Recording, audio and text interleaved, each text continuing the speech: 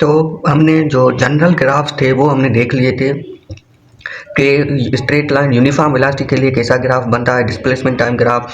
फिर हमने velocity time graph देखे थे, वही यूनिफॉर्म वेलोसिटी के ग्राफ्स जो है वो वेलोसिटी टाइम ग्राफ्स में कैसे बनते हैं। तो ये सब चीज़ें, अगर ग्राफ से रिलेटेड आपको कोई भी चीज़ मिसिंग है तो वो आप हमारे चैनल से वो वाले ग्राफ्स वाले टॉपिक्स आप अच्छे तरीके से क्लियर कर सकते हैं। आज मैं कहूँगा कि ये जो टॉपिक है ये आपके लिए थोड़ा सा न्यू नहीं है, जस्ट आप इसको रिलेट कर सकते हैं हमारे ग्राफ्स वाले जो लेक्चर्स थे उनसे आप इसको सबको रिलेट कर सकते हैं, क्योंकि हम वही सारे ग्राफ्स को हम यहाँ पे बेसिक यूज़ करेंगे। जस्ट थोड़ी बहुत आपकी इस लेक्चर को देखने के बाद आपकी थिंकिंग जो है वो ब्रॉड हो जाएगी, तो इसीलिए ग्राफ्स वाला बेसिक था। तो चलिए आज के इस वीडियो में हम डिस्कस करेंगे ग्राफ्स एंड प्रोजेक्टाइल मोशन। तो माई सेल्फ जुनैर अहमद।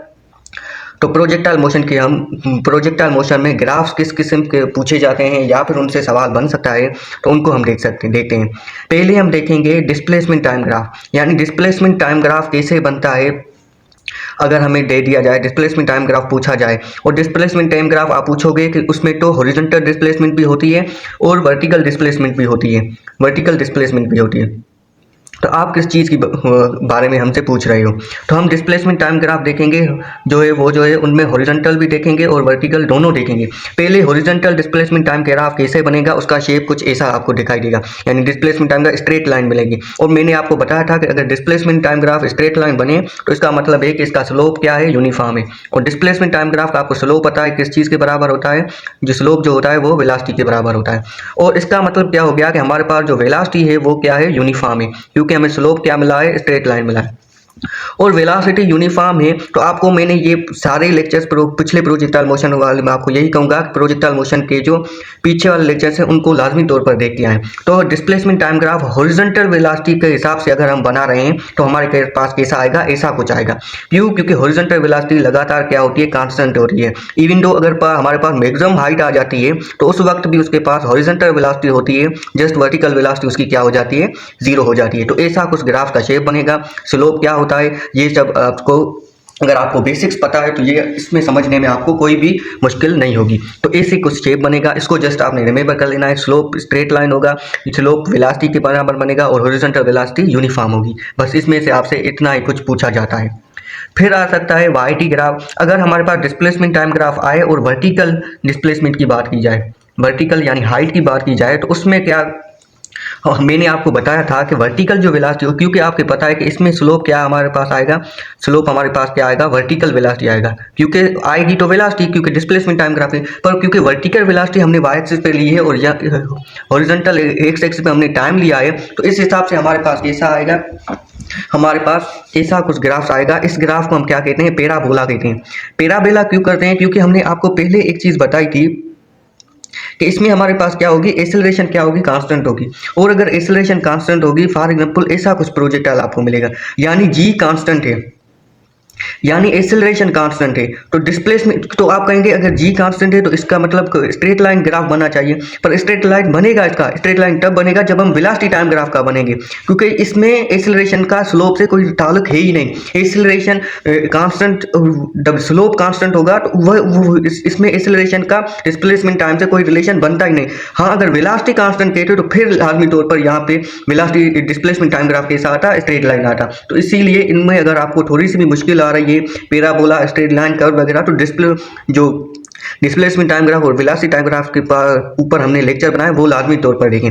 तो इसमें क्या आ जाएगा, क्योंकि कंटिन्यूसली बॉडी की वेलोसिटी क्या कर रही है, डिक्रीज कर रही है अगर बॉडी ऊपर जा रही होती है। मैंने आपको प्रोजेक्टाइल का केस बताया था, अगर बॉडी ऊपर जाती है तो वर्टिकल वेलोसिटी कंटिन्यूसली डिक्रीज होती है, फिर वी वाई वर्टिकल वेलोसिटी क्या हो जाती है, जीरो हो जाती है, फिर नीचे आते वक्त इंक्रीज हो जाती है। तो यहाँ पे देखो कंटिन्यूसली डिक्रीज हो रही है और पैराबोलिक शेप हो रही है। आप कह सकते हो कि डिक्रीज तो वैसे भी हो सकती थी, ये पैराबोला को शेप क्यों बना, क्योंकि इसमें डिस्प्लेसमेंट का टाइम के साथ स्क्वायर से रिलेशन बनता है। क्योंकि ये हमने relation second equation of motion से लिया है, क्योंकि जी एक्सेलरेशन हमारे पास कांस्टेंट है, तो हम सेकंड इक्वेशन ऑफ मोशन यहाँ पे वैलिड हो सकती है। तो उस क्योंकि यूनिफॉर्म एक्सेलरेशन के में ही हमारे पास इक्वेशन ऑफ मोशन वैलिड होती है, तो डिस्प्लेसमेंट का टाइम से डायरेक्ट रिलेशन नहीं है, स्क्वायर के साथ रिलेशन है, इसके लिए हमारे पास पैराबोलिक बात आएगा। जस्ट आपने ये याद करना है कि slope displacement time, vertical displacement time graph का स्लोप लगातार डिक्रीज करता है मैक्सिमम हाइट तक, और उसका शेप कैसा बनता है, पैराबोलिक बनता है। बस आपने ये चीज़ याद कर लेनी है। उसके ऊपर यही जो हॉरिजॉन्टल केस के लिए और जो हमारे पास जो वर्टिकल केस था, इनमें अगर हम इन्हीं ग्राफ्स को हम अगर वेलोसिटी टाइम ग्राफ्स में चेंज करें तो वो भी हम कर सकते हैं। कैसे कर सकते हैं? जो वेलोसिटी टाइम ग्राफ था हमारा हॉरिजॉन्टल के लिए, क्योंकि हॉरिजॉन्टल स्ट्रेट लाइन हमें मिलेगी, क्योंकि हॉरिजॉन्टल जो वेलोसिटी होती है वो क्या होती है? कांस्टेंट होती है, जिसमें एक्सेलरेशन क्या होती है? जीरो होती है। एक्सेलरेशन जीरो, तो यानी वेलोसिटी टाइम ग्राफ का स्लोप मतलब हमारे पास इस केस में क्या होना चाहिए? स्लोप क्या होना चाहिए? जीरो होना चाहिए हॉरिजॉन्टल केस में। क्यों? क्योंकि एक्सेलरेशन क्या है? जीरो है। तो यहाँ पे आप देखो कि आपके पास स्ट्रेट हॉरिजॉन्टल लाइन मिलेगी। इस जो यहाँ पे हमारे देखो ये जस्ट स्ट्रेट लाइन थी जो इंक्लाइन कर रही थी 45 डिग्री पर, स्ट्रेट लाइन को रिप्रेजेंट कर रही थी, यूनिफॉर्म स्लोप को रिप्रेजेंट कर रही थी। पर यहाँ पे स्लोप जीरो है। आप कहेंगे यहाँ पे तो स्ट्रेट लाइन लिखा हुआ है, पर ये हॉरिजॉन्टल स्ट्रेट लाइन है, इसलिए इंक्लाइन की हुई स्ट्रेट लाइन नहीं है। इसमें आप ऐसे भी कह सकते हैं एंगल हॉरिजॉन्टल से 90 डिग्री पे लाइन बनी हुई है। इस हिसाब से अगर 45 पे बन रही होती तो स्लोप यकीनन तौर पर कांस्टेंट होगा और एक्सेलरेशन होती और कांस्टेंट होती वेलोसिटी टाइम ग्राफ में। पर यहाँ पे क्योंकि स्लोप जीरो है, क्योंकि हॉरिजॉन्टल स्ट्रेट लाइन है, तो ऐसा कुछ ग्राफ आपको देखने को मिलेगा। उसके बाद वर्टिकल में आप कहेंगे डिस्प्लेसमेंट टाइम ग्राफ, तो वर्टिकल केस में जो था वो हमारे पास पैराबोला बना था। फिर अगर वेलोसिटी टाइम ग्राफ को हम देखें, यहाँ पे हम वेलोसिटी वी वाई लिख लेते हैं, यहाँ पे टाइम लिखते हैं, तो इसमें क्या होगा? इसमें भी क्या होता है? स्लोप क्या होता है?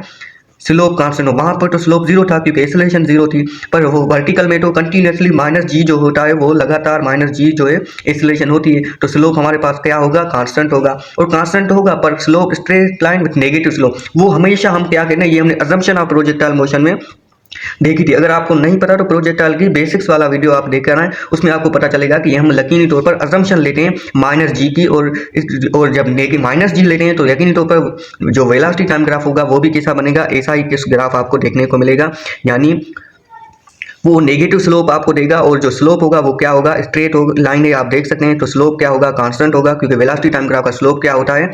एक्सेलरेशन होता है, तो एक्सेलरेशन यहाँ पे कांस्टेंट है और क्या है? माइनस जी के बराबर। तो ऐसा कुछ ग्राफ आपको देखने को मिलेगा, और इन चारों में से आपसे कोई भी graph, displacement time graph, velocity time graph, projectile motion पूछा जाए तो यकीनी तौर पर आपको प्रॉब्लम नहीं होनी चाहिए, और स्लोप वगैरह ये आपको कवर अप होने चाहिए। ये हमने ग्राफ्स ऑफ प्रोजेक्टाइल मोशन के ऊपर डिस्कस किया।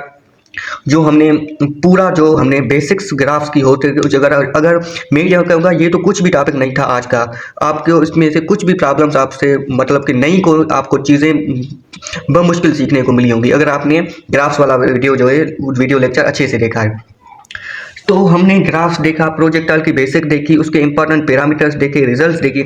अब हम फाइनल एमडीके समरी शीट पे आ रहे हैं, कुछ जो इंपॉर्टेंट फार्मूले हैं और जो सिलेबस में भी दिए गए हैं। यकीनी तौर पर ये सारे टॉपिक्स में हम सिलेबस को देखकर ही उस तरीके से प्रिपेयर कर रहे हैं कि जो भी हमारे जो चैनल है उस पर ये भी जो लेक्चर्स देखे तो यकीनी तौर पर उससे कुछ ना कुछ फ़ायदा हो। टाइम ऑफ फ्लाइट का हमने डिस्कस किया था कि अगर प्रोजेक्टाइल मूव कर रहा है और ऐसे आ रहा है तो उसका टाइम ऑफ फ्लाइट जो होगा, पूरी उसकी जर्नी जो होगी, यहाँ तक टाइम तो समिट होगा जो स्मॉल होगा, जो कि होगा वी वाई बाई जी। और अगर टोटल टाइम ऑफ फ्लाइट हमारे पास होगा तो 2 वी वाई बाई जी, और वी वाई जो होता है बिना साइन थीटा के बराबर होता है। तो इस हिसाब से हमारे पास 2 V not sine theta upon में जी, ये हमारे पास टाइम ऑफ फ्लाइट का फार्मूला आ जाता है। उसके पास मैक्सिमम हाइट का फार्मूला आ जाता है जो कि होता है u square sine square theta upon में 2g। अगर आपको ऐसे भी नहीं पसंद तो आप ऐसे भी लिख सकते हैं वी बाई स्क्वायर अपॉन में 2g। तो ऐसे भी आपसे बहुत मतलब फार्मूला डायरेक्ट पूछे जाते हैं, आपको साइन थीटा का वैल्यू ही नहीं दिया जाता, जस्ट वर्टिकल वेलोसिटी दी जाती है और आपको पूछा जाता है कि मैक्सिमम हाइट क्या होगी। तो आपको इसमें देखो, आपको बाकी चीज़ें आपको खुद जी का वैल्यू पता है, 2 आपस में फार्मूला आ जाएगा, जस्ट वर्टिकल वेलोसिटी का स्क्वायर करके 20 से डिवाइड करेगा, मैक्सिमम हाइट फाइंड कर सकते हैं। तो ऐसे आपने ट्रिक्स खुद से प्रिपेयर करने, तभी आप एंट्री में जो है अच्छा स्कोर ला सकते हैं फिजिक्स के सिलेबस में से। तो ऐसे आपने ट्रिक्स किया। और रेंज में आप देखो V not square sine 2 theta upon में जी, ये फार्मूला बनता है। पर मैं आपको कहूँगा कि एक और फार्मूला रेंज का आपने याद करना है, 2 V X V Y upon में जी। तो इस तरीके से हमने ये भी देखा, तो ये भी एक ट्रिक है। तो अगर आपको एक फार्मूले के ऊपर आपने ग्रिप बनानी है ना, तो उस फार्मूले की बहुत सी वेराइटीज आपको यूज करनी है, उसके नए नए मेथड्स, नई नई ट्रिक्स आपको सीखनी होगी, तभी आप उसको मेन फार्मूले पे फोकस कर सकेंगे और मेन फार्मूले के ऊपर प्रेशर इमरजेंसी सिचुएशन में आप अच्छे तरीके से हैंडल कर सकेंगे। और मैक्सिमम रेंज हमने बताया था कि sine 2 theta value sine 2 theta इसका वैल्यू 1 कब आता है? जब 90 डिग्री एंगल हो। और साइन 2 थीटा का 90 है तो थीटा हमारे पास क्या आएगा? 45 डिग्री आ गया। तो ये है। फिर आपने मैक्सिमम रेंज का फार्मूला सिंपल ये याद कर लेना है कि वी पाई बाई जी, क्यों? क्योंकि V0² क्योंकि आपको पता है कि ये सारा जो मैक्सिमम रेंज में sin2θ1 के बराबर आ जाता है। तो ये मैक्सिमम हाइट से डायरेक्ट आपसे वर्टिकल वेलोसिटी पूछी जाती है, तो मैक्सिमम रेंज आ गया मतलब sin2θ का जो फैक्टर है वो खत्म हो जाएगा। तो ये आपने जाना। ट्रेजेक्ट्री जो होती है, जो पाथ होता है, उस पाथ का जो पाथ को हम क्या कहते हैं, बेसिकली ट्रेजेक्ट्री कहते हैं। और उसकी ट्रेजेक्ट्री का शेप कैसा होता है, पैराबोला होता है, जो हमने डिस्प्लेसमेंट टाइम ग्राफ वर्टिकल से देखा वो पैराबोला मिला था। तो वैसा ही कुछ ओवरऑल प्रोजेक्टाइल जो मोशन होता है केस 1 ऑब्लिक प्रोजेक्टाइल का, वैसा ही कुछ शेप हमें देखने को मिलता है। तो ये थे हमने इस वीडियो लेक्चर में एक तो ग्राफ को डिस्कस किया और जो बेसिक फार्मूलाज थे जो हमने सोचा कि आपको गिरे पानी चाहिए, उन फार्मूलाज के ऊपर थोड़ी बहुत मतलब ऐसा करके कि न्यू चीज़ आपको सीखने को नहीं मिली। जस्ट हमने जो पुरानी चीज़ें जो पिछले लेक्चर थे उनको ही रिवाइज करने की ओवरऑल, क्योंकि ये फाइनल था, क्योंकि प्रोजेक्टाइल मोशन एक अहम टॉपिक है और किसी भी साल आ जाए, चाहे इस साल आ जाए, अगले साल आए, किसी भी आ जाए, तो इस टॉपिक से आपसे रिलेटेड कभी भी आपसे क्वेश्चन आते हैं तो इस फार्मूला शीट से भी आप अच्छे तरीके से प्रिपेयर कर सकते हैं। That's all for today. Thank you. जज़ाकल्लाह।